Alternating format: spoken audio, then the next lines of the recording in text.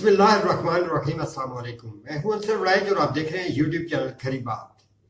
ناظرین کرام، آج آپ کے ساتھ میں نے دو بڑی تہلکہ خیز خبریں شیئر کرنی ہیں، اس لیے دل تھام لیں، پانی کا گلاس ساتھ رکھ لیں اور ویڈیو اینڈ تک ضرور دیکھیں۔ مگر خبریں شیئر کرنے سے قبل میری آپ سے صرف ایک گزارش کہ اگر آپ نے ابھی تک ہمارے چینل کو سبسکرائب نہیں کیا تو برائے مہربانی سب سے پہلے سبسکرائب کا بٹن پریس کر دیں، کیونکہ آپ کا یہ تعاون ہمارے لیے شجر سایہ ثابت ہوتا ہے۔ تو ناظرین اکرام، چلتے ہیں پہلی خبر کی جانب۔ تو اس خبر کی شروعات ہوتی ہے نومبر 2017 سے۔ آپ اپنی یادداشت کو کچھ ریفریش کریں تو آپ کو یاد آئے گا کہ نومبر 2017 میں TLP یعنی تحریک لبیک نے فیض آباد کے مقام پر ایک دھرنا دیا تھا، اور اس دھرنے نے اس وقت کی حکومت یعنی نواز شریف حکومت کے سر سے پاؤں تک پسینے نکلوا دیے تھے۔ اس دھرنے میں پولیس انتظامیہ کے مطابق 173 پولیس اہلکار زخمی ہوئے اور مظاہرین پر مجموعی طور پر 12,000 سے زائد آنسو گیس کے شل پھینکے گئے، لاٹھی چارج ہوا، گرفتاریاں ہوئیں، آگ لگائی گئی، دھوئیں کے بادل اٹھے۔ تحریک لبیک نے 6 مظاہرین کی ہلاکت کا بھی دعویٰ کیا تھا۔ چلے، جو کچھ بھی ہوا گزر گیا۔ اس کے بعد سپریم کورٹ نے اس معاملے پر از خود نوٹس لیا اور موجودہ چیف جسٹس اس وقت کے جسٹس قاضی فائز عیسیٰ کی سربراہی میں بینچ قائم کیا گیا، اور مبینہ طور پر عدالت کے حکم پر ایک 3 رکنی انکوائری کمیشن بھی تشکیل دیا گیا، جسے لامحدود اختیارات تو نہیں دیے گئے تھے، مگر اس انکوائری کمیشن کو صرف یہ کھوج لگانے کی ذمہ داری دی گئی تھی کہ اس دھرنے میں ISI اور اس وقت کے ISI کے کرتا دھرتا جنرل فیض حمید کا کیا کردار تھا۔ انکوائری کمیشن متحرک ہوا، بیانات ریکارڈ ہوئے، تفتیش ہوئی، اور مہینوں بعد تمام بیانات اور تفتیش کی روشنی میں بالآخر ایک رپورٹ تیار کر لی گئی، جس کو پیش کرنے کے لیے 6 اپریل 2024 کی ڈیڈ لائن دی گئی، اور اب یہ رپورٹ بالکل تیار ہے۔ اس رپورٹ میں ایسا کیا ہے ناظرین اکرام کہ بڑے بڑوں کے کان کھڑے ہو گئے۔ انتہائی باوثوق ذرائع کے مطابق جس دن یہ رپورٹ پیش کر دی گئی، اس سے اگلے ہی دن جنرل ریٹائرڈ فیض حمید کے خلاف گھیرا تنگ کرنا شروع کر دیا جائے گا، اور پھر وہ خوفناک انکشافات ہوں گے کہ دنیا حیران رہ جائے گی۔ بدقسمتی سے یہ رپورٹ پاکستان تحریک انصاف کے لیے بھی کوئی اچھی خبریں لے کر نہیں آئے گی، اس لیے ان کو بھی ذہنی اور جسمانی طور پر تیار رہنا چاہیے۔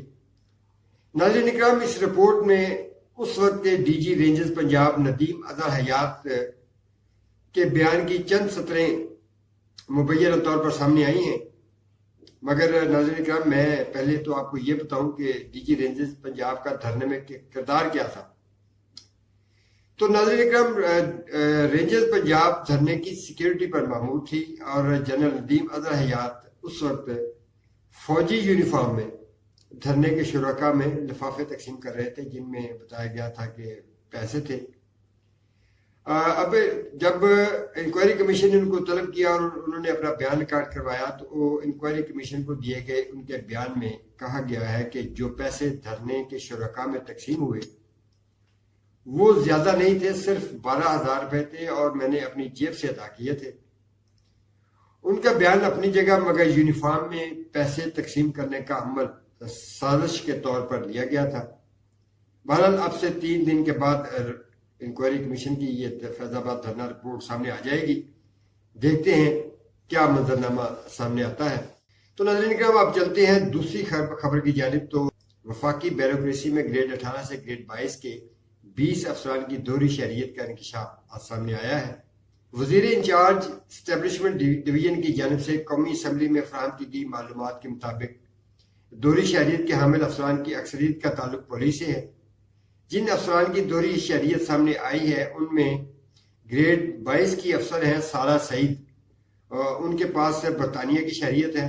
اسی طرح planning and development board Punjab کی سیکشن چیف ہے سائمہ علی، جو گریڈ 19 کے افسر ہیں، ان کی شہریت بھی برطانیہ کی ہے۔ اسی طرح گریڈ 18 کی افسر رابعہ اورنگزیب کینیڈا، گریڈ 21 کی افسر سمر احسان کینیڈا، گریڈ 20 کے افسر محمد وشاق امریکہ، گریڈ 20 کے افسر غلام مشتبہ امریکہ کی شہریت رکھتے ہیں۔ اسی طرح گریڈ 20 کے افسر طہا احمد برطانیہ، گریڈ 21 کے افسر جان محمد برطانیہ، گریڈ 20 کے افسر زعیم اقبال شیخ برطانیہ، گریڈ 20 کے افسر شاہد جاوید کینیڈا، گریڈ 19 کے افسر ندیم حسین کینیڈا، گریڈ 19 کے افسر برکت حسین کھوسا کینیڈا، گریڈ 19 کے افسر سہیل احمد شیخ برطانیہ کی شہریت رکھتے ہیں، گریڈ 19 کے افسر عادل میمن امریکہ کی شہریت رکھتے ہیں، گریڈ 19 کے افسر عاطف نذیر امریکہ، گریڈ 19 کے افسر عمران شوکت برطانیہ کی شہریت رکھتے ہیں۔ اسی طرح گریڈ 19 کے افسر فواد الدین ریاض کے پاس برطانیہ، گریڈ 19 کے افسر حیدر اشرف کے پاس کینیڈا، گریڈ 19 کے افسر وقار احمد کے پاس برطانیہ اور گریڈ 18 کے افسر جاوید احمد بلوچ کے پاس برطانوی شہریت ہے۔ تو ناظرین اکرام، پاکستان کے ان اعلیٰ ترین عہدوں پر دوہری شہریت کے حامل ان افسران کی تعیناتی پاکستان کے ایک سیکیورٹی رسک تصور کیا جا سکتا ہے، مگر ہمارے جو سیکیورٹی ادارے ہیں وہ بھی مکمل خاموش ہے، حکومت بھی خاموش ہے۔ تو کہیں یہ نہ ہو کہ جو پاکستان کے اہم ملکی راز ہیں وہ ان دوہری شہریت کے حامل افسران کے ذریعے ہمارے دشمنوں تک نہ پہنچتے ہوں، تو ہماری خفیہ ایجنسیز کو اور ہماری حکومت کو اس پر خصوصی نظر رکھنی ہوگی۔ تو ناظرین کرام، ابھی تک اتنا ہی، اگلی ویڈیو تک اجازت چاہتا ہوں۔ اللہ نگہبان۔